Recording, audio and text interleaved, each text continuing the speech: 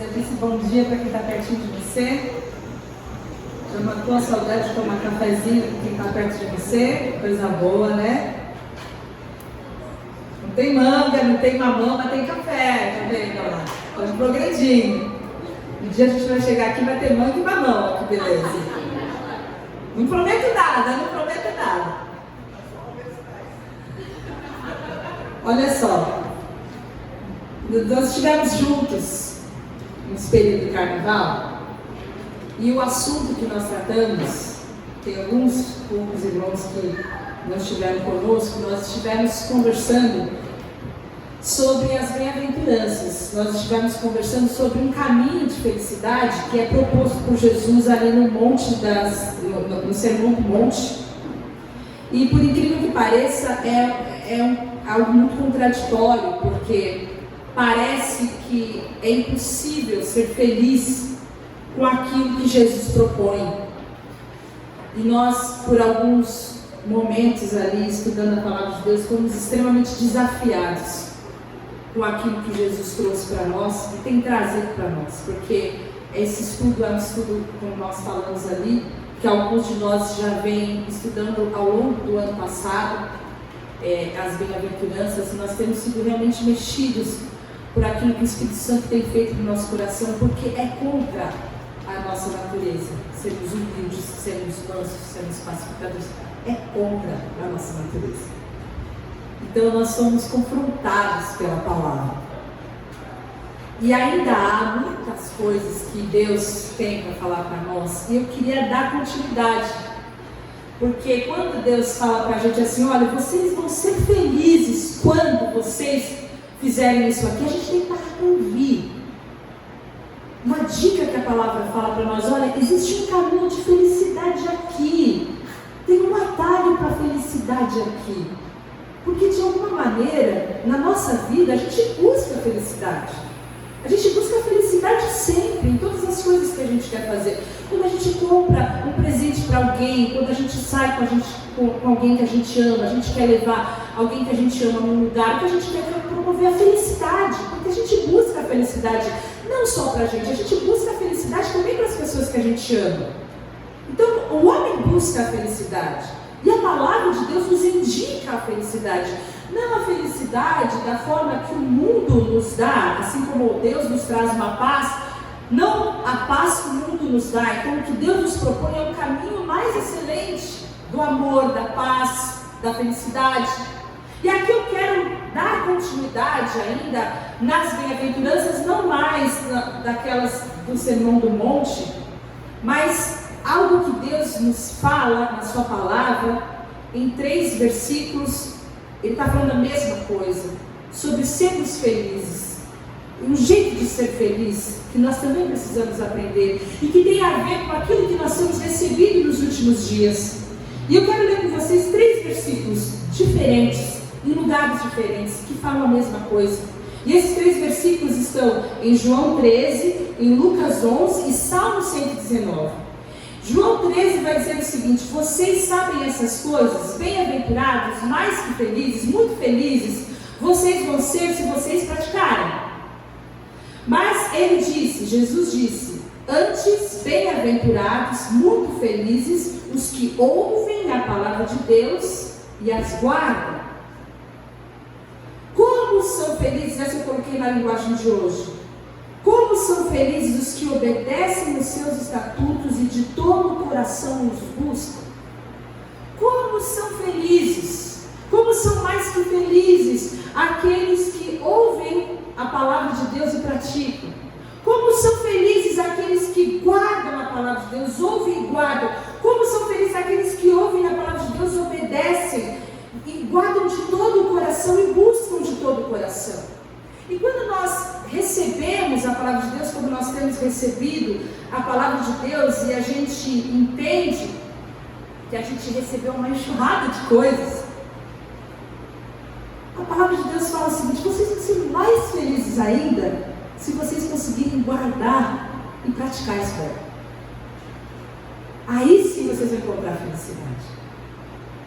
E nós recebemos muitas coisas, né? Nós recebemos muitas virtudes, um caminho de muitas virtudes. Quantos se lembram aqui quais são as bem-aventuranças? Vocês vão ser bem-aventurados quando vocês forem mansos. O que mais? Humildes, pacificadores. O que mais? O que mais?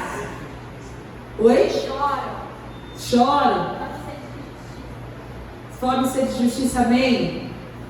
Alguns poucos, mas muitos receberam. E nós sabemos que a gente conversava, em algum momento nós nos reunimos ali, a gente conversava que a gente pode passar o ano todo falando disso.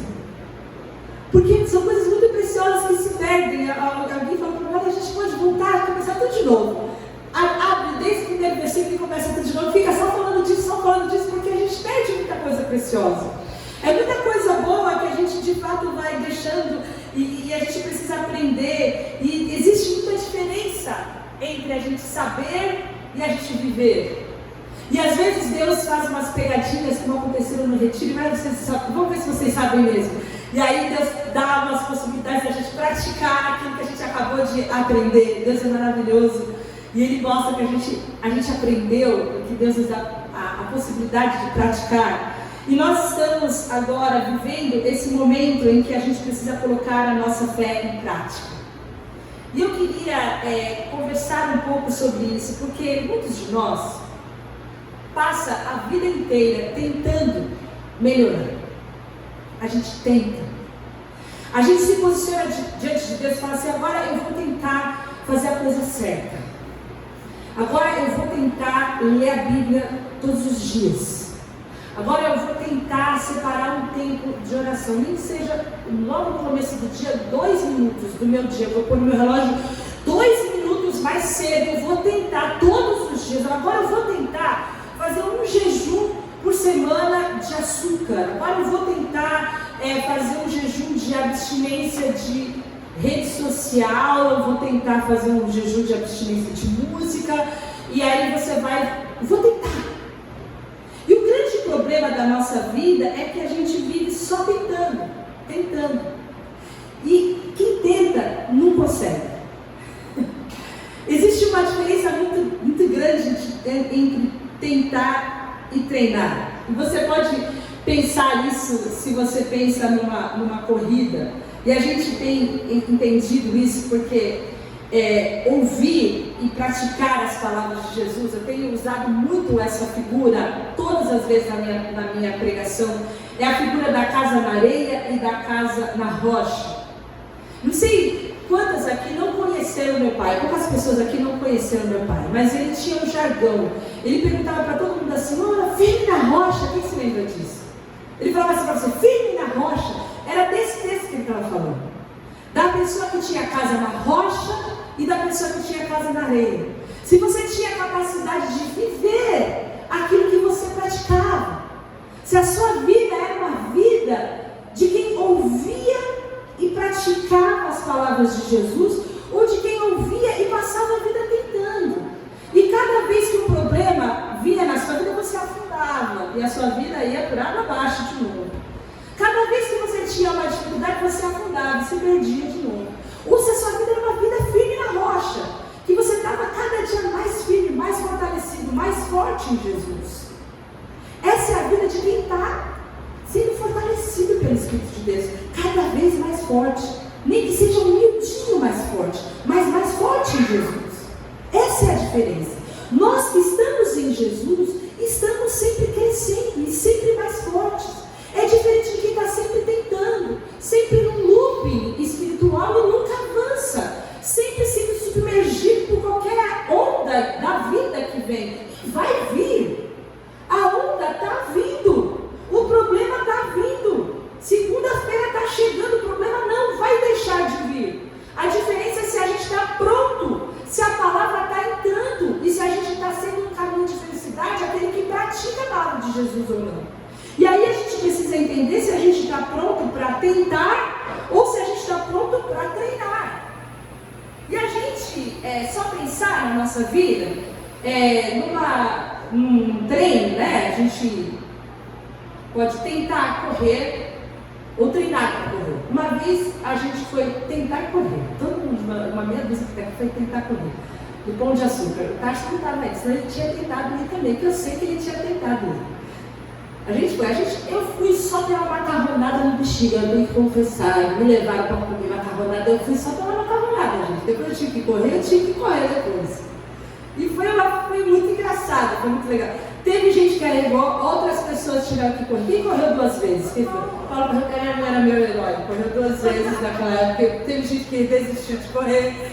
E a gente foi fazer o quê? Nada. A gente foi tentar correr, foi divertido, foi. Mas quem treinou, quando a gente chegou, a pessoa que treinou e que chegou treinado lá, já tinha pego o voo, já tinha ido embora para casa, quem estava treinado. A gente foi lá só se divertir, a gente foi tentar correr. Depois a gente tentou correr aqui em Santos também nos 7 quilômetros. A gente fazia isso. A Kézia já estava nela. O Tarsis foi, não foi, Tarsis? Tentou. Chegou no final? Chegou, porque era jovem. Se fosse hoje, duvido que tinha completado a prova.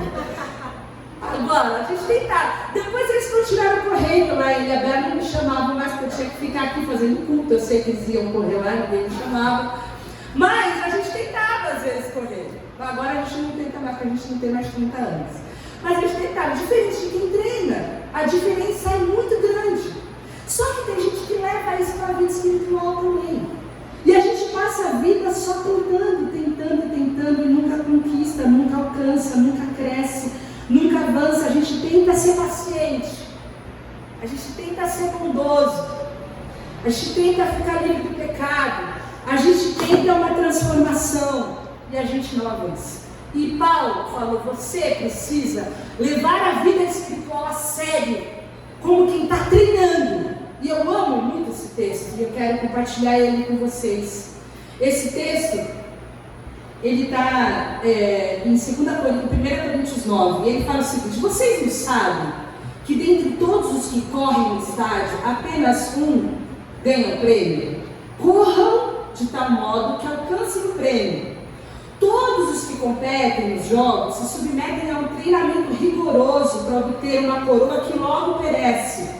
Mas nós o fazemos para ganhar uma coroa que dura para sempre. Sendo assim, não corro como quem corre sem alvo, e não luto como quem esmurra o ar, mas esmurro o meu corpo e faço dele meu escravo, para que depois de ter pregado aos outros, eu mesmo não venha a ser reprovado.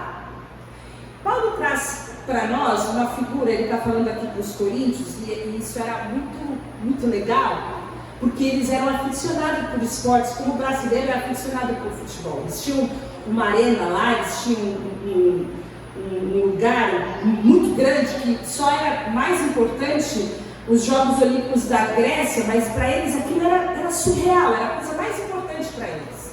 Todos os jogos mais importantes aconteciam ali.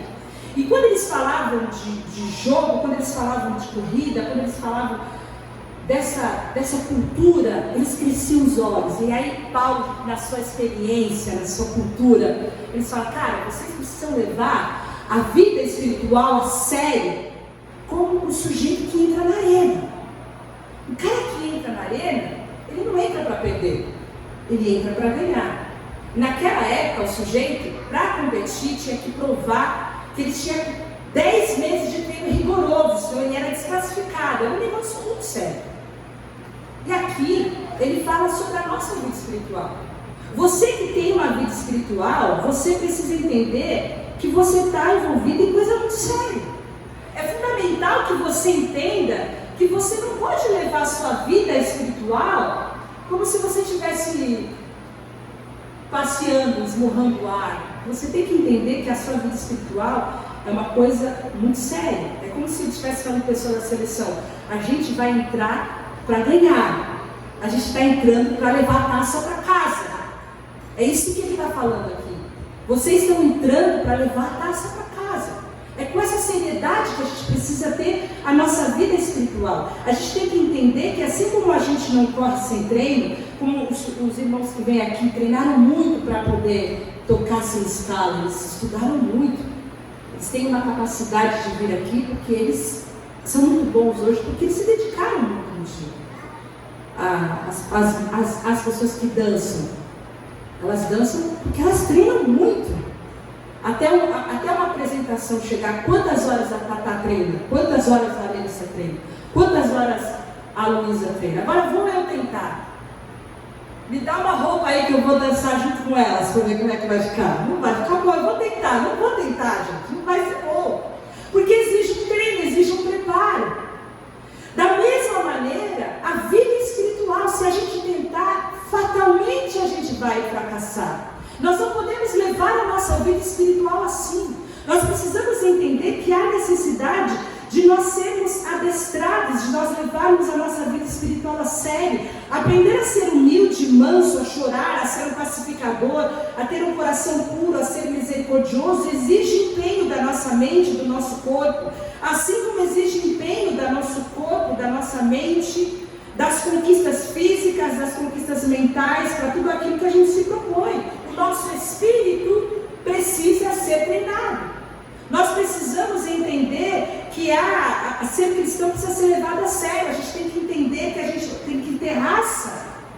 Que ser cristão é algo para ser levado a sério e a gente não pode esmurrar o ar. A gente tem que lutar para nocautear o pecado. A gente tem que lutar para nocautear o diabo. A gente tem que lutar para vencer contra a carne. Lutar para vencer. Lutar para levar a nossa vida espiritual a sério. Isso é viver a palavra. Isso é guardar a palavra, isso é praticar a palavra. E Paulo está dizendo nesse texto, vocês precisam levar a vida espiritual de vocês assim. Caso contrário, vocês vão entrar na arena para serem nocauteados. Quem serão nocauteados pelo diabo vai ser vocês. Porque a vida espiritual é, sem dúvida nenhuma, uma grande luta. Nós estamos na arena. Nós estamos em guerra. Nós estamos lá. E nós precisamos ter para nós crescermos e para nós sermos treinados, existe uma palavra odiosa que se chama disciplina. A disciplina é a capacidade de abrir mão de tudo por um objetivo maior. E você com certeza já usou a disciplina para alguma coisa muito maravilhosa na sua vida. Você já usou a disciplina, nem que seja para guardar um dinheiro, você conquistar alguma coisa que você queria muito. Você usou a disciplina para você se dedicar a um estudo e você passar em algum curso, em algum concurso, em alguma prova, você passar de ano, ou você conquistar alguma coisa. Você já teve disciplina sim. E você já conquistou alguma coisa sim na sua vida por causa da disciplina. Porque a disciplina, uma pessoa disciplinada é aquela capaz de fazer alguma coisa certa, no momento certo, do jeito certo, com a motivação certa, para alcançar o motivo certo. Você teve disciplina e você tem disciplina em muitas áreas da sua vida. Embora a palavra não seja muito boa, embora a palavra gere um certo desconforto, porque ela tira mesmo a gente do lugar de conforto, é uma palavra necessária se a gente quer conquistar algumas coisas. E as disciplinas são necessárias também espiritualmente falando. Nós precisamos dela para avançar e sermos treinados.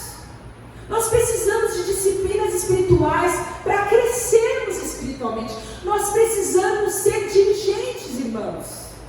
Precisamos para crescer, para sermos fortes. Precisamos desenvolver a nossa vida espiritual.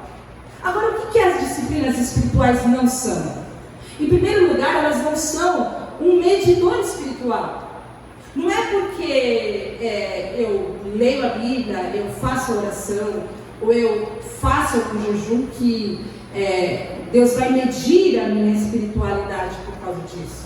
Quanto mais eu oro, quanto mais eu levo, mais espiritual eu sou. Não é sobre isso. É quanto mais de Deus tem em mim, quanto mais eu pareço com Jesus, quanto mais o Espírito Santo tem liberdade em mim, quanto mais eu reajo como Jesus, mais crescida espiritualmente, mais amadurecida espiritualmente eu sou. Ou seja, se eu estou numa situação e eu sirvo, e eu amo, e eu abençoo, então, naquela situação eu estou parecida com Jesus. Mas se naquela mesma situação eu sou iracunda, vingativa, maledicente, carnal, grosseira, eu sou irada, não importa o quanto de Bíblia eu estou lendo, não importa o quanto de jejum eu estou fazendo, não importa o quanto que eu estou, não importa, eu não pareço com Jesus. Isso não é indicador espiritual nenhum. Mas o quanto de Jesus há em mim. Continue, por favor, se você é assim, continue, por favor, orando, continue, por favor, lendo a Bíblia. Um dia vai fazer efeito. Não deixe de fazer isso, o Senhor está agindo. Mas ainda há esperança. Mas quando o Espírito Santo chamado, isso sim é um mediador espiritual. Não é só a leitura, o que eu ouço, mas é o que eu ouço e pratico, é o quanto o Espírito Santo tem acesso ao meu coração. A segunda coisa que não é desagradável. Porque pode ser assim, treinar é muito ruim. É muito ruim se você, por exemplo, não gosta de correr. É muito ruim se você, por exemplo, não gosta de musculação. É muito ruim se você não gosta daquilo que você está treinando. Mas nós estamos treinando para sermos herdeiros, para sermos amados, para sermos cheios de mansidão, para sermos chamados, para sermos consolados. Nós estamos treinando para sermos pacificadores, nós estamos treinando para sermos consolados. Você já pensou quantas coisas maravilhosas e promessas que nós temos recebido do Senhor? Nós estamos sendo treinados para sermos o povo mais feliz da terra. Quando nós entendemos o tipo de coisa que nós estamos envolvidos, nós temos disponibilidade de experimentar aquilo que o Senhor tem para nós. Senhor, eu vou me envolver nesse negócio aí. Eu vou me dispor a dedicar a minha vida para aquilo que o Senhor tem me chamado. E eu vou experimentar qual é a tua boa, perfeita e agradável vontade. Esse é o chamado de Romanos 12. Eu vou dedicar a minha vida, eu vou colocar o meu corpo, eu vou colocar a minha vida, eu não vou me amoldar a esse mundo, eu vou entregar o meu corpo como se fosse um sacrifício vivo. Eu vou entregar os meus dias, eu vou entregar um pouco do meu tempo, eu vou entregar um pouco da minha mente, vou guardar um espaço aqui para poder registrar a palavra, eu vou abdicar de algumas coisas que para o meu corpo seriam muito mais legais, mas eu vou abrir mão. E eu quero experimentar essa tua boa e perfeita vontade. Eu quero saber qual que é a vontade de Deus. Isso não é ruim, mas você só vai saber se é bom ou se é ruim se você passar a experimentar. E a terceira coisa que não é uma disciplina espiritual é que não é um jeito de você merecer o favor de Deus. Porque quando a gente começa a fazer as coisas certas, a gente fogo. Tem dois movimentos da nossa carne. Primeiro, a gente começa a achar bom demais. Lê a Bíblia 3 dias, faz a oração, você se acha super crente. Você acha que Deus já está te devendo alguma coisa. Você acha que as bênçãos já podem vir. Você acha que as pessoas já estão te devendo.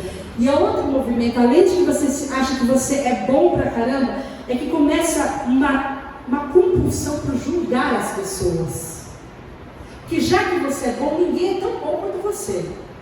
As outras pessoas deviam estar lendo a Bíblia também. As outras pessoas deviam estar orando também. As outras pessoas deviam estar fazendo o que você faz. Então, essa situação da gente, cada vez que a gente faz o que é certo, a gente acha que a gente tem um crédito extra com Deus. E isso é errado. Tudo que a gente faz, disciplina espiritual, é para nós, não é para Deus. Deus não precisa de nada disso. Deus nos ama, independente de tudo que a gente faz. O amor de Deus não muda nada, ele só é para nós, porque nós é que precisamos ser transformados. A gente que é osso duro de roer, tudo que a gente faz é para que o nosso coração duro seja mais facilmente moldável à vontade de Deus. Então isso não é para Deus, isso é para nós. Não é para merecer nada de Deus, porque não tem nada que a gente possa fazer para merecer mais o amor de Deus, porque nós nunca mereceremos, tudo que a gente tem é por graça. Então, por onde começar?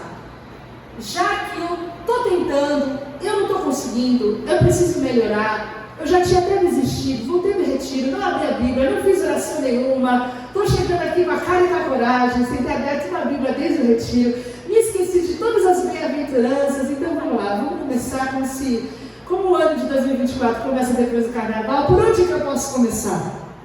Quais são as disciplinas espirituais que eu posso começar? E eu gostaria de te propor 3 coisas antes de você começar alguma disciplina espiritual, que são coisas que um atleta faz.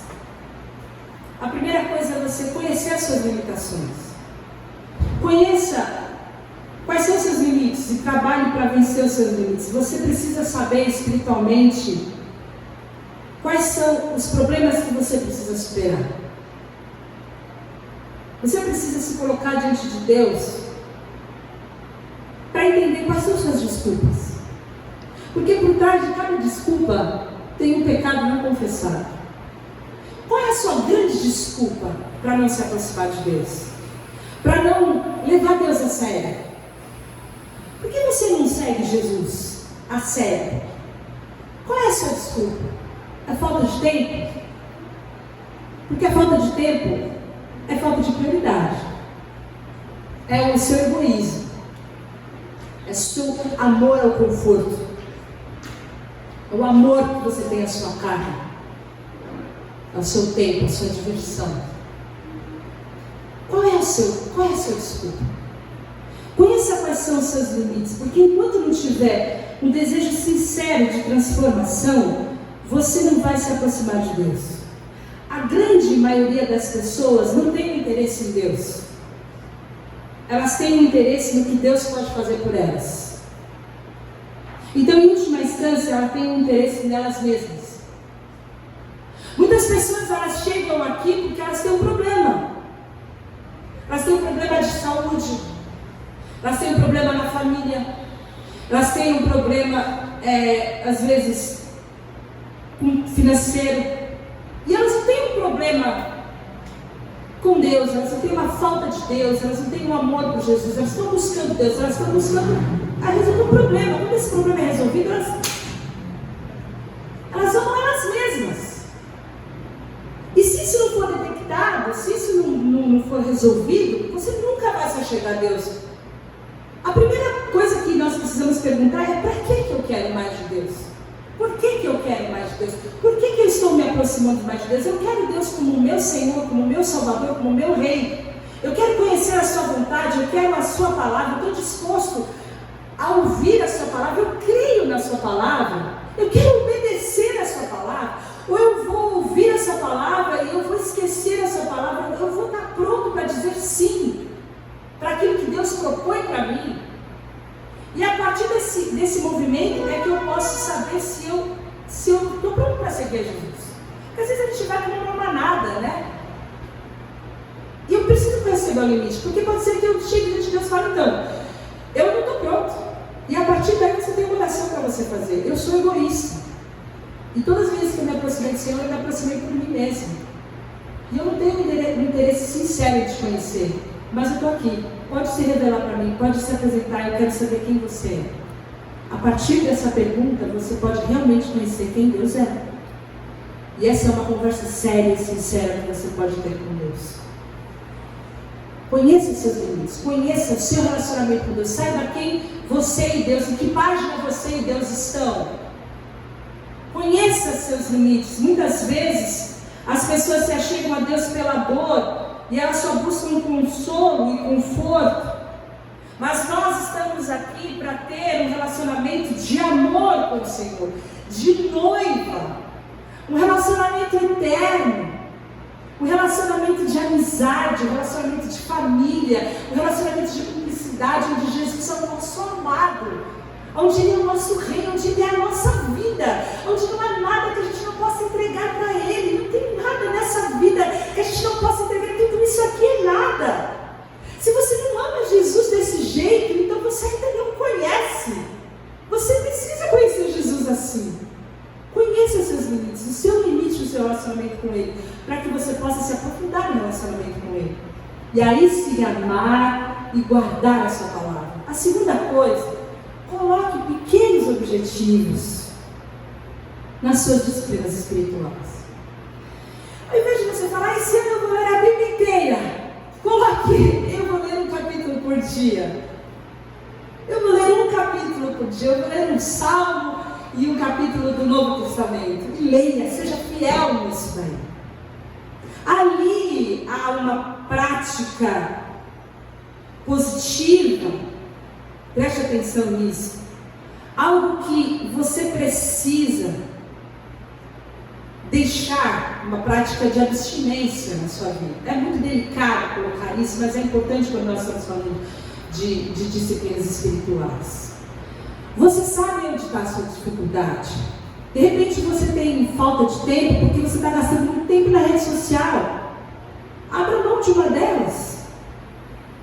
Abra mão de alguns grupos. Abra mão de um pouco de tempo de televisão ou de séries. Organize o seu tempo para você ter tempo para Deus. Pelo menos você não vai ter desculpa. Organize a sua vida. Pratique algo que possa ser viável a longo prazo. Mas faça isso se você realmente quer se aprofundar no seu relacionamento com o Senhor. Existem coisas que podem trazer para você algo muito próspero, que não vai fazer sentido nenhum para outra pessoa. Por isso que a gente não pode dizer de que faça isso, faça aquilo. É algo muito pessoal. Eu posso dar um exemplo, por exemplo, na minha casa. Na minha casa as pessoas são muito sensíveis à música. A música na minha casa, a musicalidade na minha casa é algo muito... acorda ouvindo música, né? Lá a música é... Eu posso dar um exemplo do Paulo, por exemplo. Ele passou muitos meses, acho que não sei se passou um ano mais, sem ouvir música secular. Pode ser que para outra pessoa isso não faça sentido nenhum, mas a vida dele espiritualmente fez um sentido absurdo. Então outra pessoa vai passar um tempo sem comer doce, sem comer açúcar. São práticas espirituais que para cada pessoa vai fazer um sentido. A gente não pode falar o que para a pessoa vai fazer sentido, mas faça propósitos diante de Deus para que isso tenha uma virtude na sua vida e isso possa trazer para você algo profundo, enraizado, que Deus possa trazer um crescimento espiritual através disso. Faça isso para que você possa crescer espiritualmente, para que Deus substitua. Olha, então aqui eu ouviria uma música, no caso dele especificamente, eu ouviria um rock que falaria do Satanás. Aí ele pega e ouve uma música que fala do Espírito Santo. É muito radical, entendeu?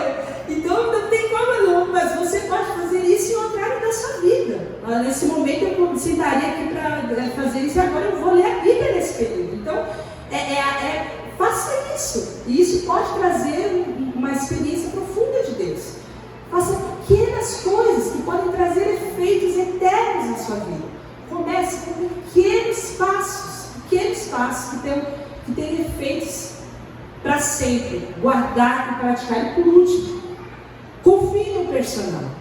Sabe, quando a gente tem uma palavra como essa, a impressão que eu tenho é que a gente está brincando de batata quente, queimou. E você tem agora uma responsabilidade de fazer alguma coisa pela sua vida espiritual. Porque a gente tem, muitas vezes, falado sobre a graça de Deus, como Deus faz tudo por nós, como a gente não precisa fazer absolutamente nada, como foi tudo conquistado a nossa salvação na cruz, e que Deus é maravilhoso, e a gente dificilmente fala sobre a nossa responsabilidade no nosso crescimento espiritual. É muito raro a gente falar sobre isso. E aqui quando a gente chega e fala sobre isso, sobre a nossa responsabilidade, é como se a gente falasse, agora se vai depender de mim alguma coisa, vai ficar difícil, porque não tem como. Mas até num momento como esse, nós temos uma promessa maravilhosa. O Espírito Santo é o nosso personal nesse treino. Deus nos deixou alguém que vai nos acompanhar nesse treinamento, e Ele é poderoso para nos habilitar, para nos capacitar, para nós sermos extremamente fortes e poderosos, para a gente entrar nesse treinamento, entrar nessa arena para ganhar e nocautear o inimigo. E eu quero ler com vocês 3 versículos, tem Filipenses, João e Ezequiel. Filipenses 1:6 fala: tendo por certo isso mesmo, que aquele que em vocês começou a boa obra, a aperfeiçoará até o dia de Jesus Cristo. Jesus fala em João 16, mas quando vier aquele Espírito de verdade, Ele guiará vocês em toda a verdade. E Ezequiel 36:27 fala: porém o meu Espírito dentro de vocês, e farei com que obedeçam as minhas leis e cumpram todos os meus mandamentos que lhes dei. É Ele dentro de nós que nos capacita a cumprirmos esses mandamentos. Guardar a palavra, amar a palavra, esse caminho mais excelente de guardar a palavra que nos traz alegria é capacitado pelo Espírito que está dentro de nós. Ele é aquele que vai nos capacitar a isso. Então nós podemos confiar no Espírito Santo que está dentro de nós, que vai nos guiar por esse caminho de amar a palavra, de viver a palavra, de aplicar essa palavra que nós temos conhecido e amado. Ele vai nos guiar à verdade e Ele vai aperfeiçoar essa obra que já foi começada pelo Senhor em nós. Nós podemos confiar que é o Espírito Santo que está em nós, que vai nos guiar a sermos adestrados, aperfeiçoados, a crescermos e vivermos na palavra, a crescermos e sermos cada vez mais ágeis em cumprirmos a palavra quando nós estivermos de frente à situação, de frente ao perigo, de frente ao risco. No meio da nossa fragilidade, no meio da nossa limitação, Ele vai nos dar força e ânimo necessário para cumprir o nosso objetivo de amar e buscar ao Espírito Santo, amar e buscar a palavra, amar e buscar o Senhor. Nós precisamos ouvir e nos deixar levar, ouvir e sermos obedientes à voz do Espírito Santo de Deus. Então, por onde começar? Conheça os seus limites, conheça quem o Senhor é para você. Faça pequenos votos, pequenos compromissos, pequenas disciplinas diante de Deus, leitura da palavra, oração, abstinência de algumas coisas que o Senhor já tem colocado no seu coração. O Espírito Santo já tem falado com você sobre coisas que você precisa deixar ir. Organize a sua vida de forma que Jesus caiba no seu calendário, Jesus caiba no seu dia, Jesus caiba. Deu tempo para Jesus. Deu tempo para Jesus, deu tempo no seu dia para Jesus, para ouvir a voz de Deus. Ele merece ter um pouquinho da sua atenção no seu dia. Mais do que todas as coisas, confie que o Espírito Santo que está dentro de você levará você a guardar a palavra, a amar a palavra e viver essa vida mais que feliz, aqueles que amam e praticam a palavra de Jesus. Vamos orar por isso. Senhor, nós confiamos na Tua palavra, sabemos que a Tua palavra é viva e eficaz. Sabemos que é o Teu desejo que nós vivamos por ela.